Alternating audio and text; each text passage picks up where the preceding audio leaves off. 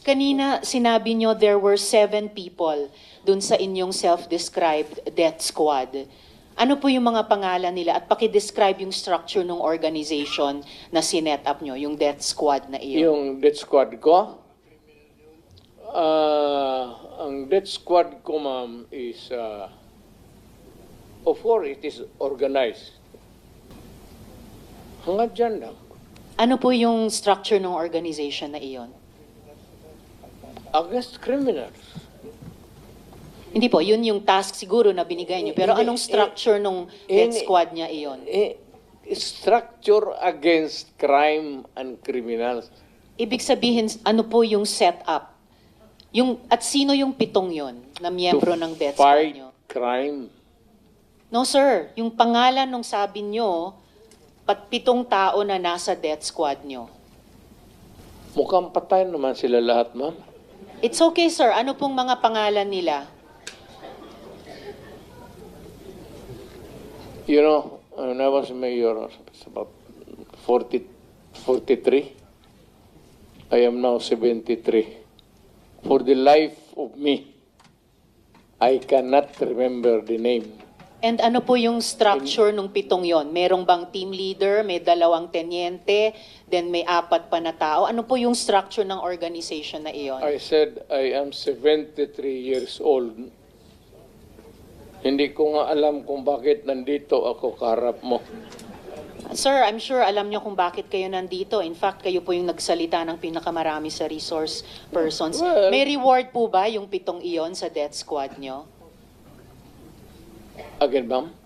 May rewards po bang ibinibigay sa mga miyembro ng death squad nyo tuwing nakakapatay sila? Police? Police ba yung death squad nyo? Yung Yun ang allegations. Hindi po, yung sinabi nyo kanina. Huwag tayong lumabas dyan. Hindi po ako lumalabas. May ibang lumalabas. Yung Dito sinabi tayo po ninyong death squad, pinag-usapan dito, may rewards po ba yun? Centered sa police na sinasabi na binabayaran. No sir, pina-follow up ko yung sinabi ninyo. Ay, yung civilian? Unprompted. So, kung civilian yon, yung sinabi nyo na death squad nyo na 7 tao, may rewards po ba yung 7 taong iyon kapag nakakapatay sila? Ay, hindi ma'am, mayayaman yung mga maraming gago na mayayaman sa Davao. Ano pong connection ng mayayaman sa Davao Gusto dun sa pumatay miyembro ng ng mga death kriminal. squad? Because Ibig sabihin, they want their city to be safe. Nagbibigay sila, yung Because mayayaman, they want ng reward sa business to death thrive. squad? Yes sir, bago po yan, Mo. sinasabi nyo ba na yung mayayaman sa Davao nagbayad sa death squad para pumatay? No, hindi ma'am. Sila Si Colonel mismo. Makasait po ba kasama sa death squad na iyon? Sino? Colonel Makasait, kasama po ba sa death squad na iyon? Colonel Makasait?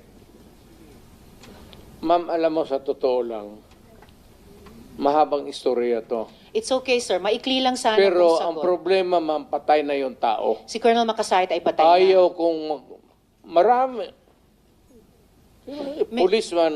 Police officer in the police department. Pero patay na yung tao. Okay sir, may Huwag mo rewards akong po ba sila? tanungin kung anong history yung tao na yan, patay na. Okay, may rewards po ba sila, yung mga miyembro ng death squad nyo? Sino? Ako? Magbigay? Yung 7 miyembro, kung sino man ang nagbigay, may rewards ba sila kapag pumapatay sila? Walang reward, ma'am, kung Walang police rewards. yan. Lalo Hindi na ho. police. Bakit Wag- ako magbigay ng reward sa mga... Hindi po. Trabaho Paiba-iba po nila yung yan. sinasagot nyo eh. Hindi ko tinatanong yung mga pulis. Oo. Tinatanong ko po yung mga miyembro ng death squad nyo.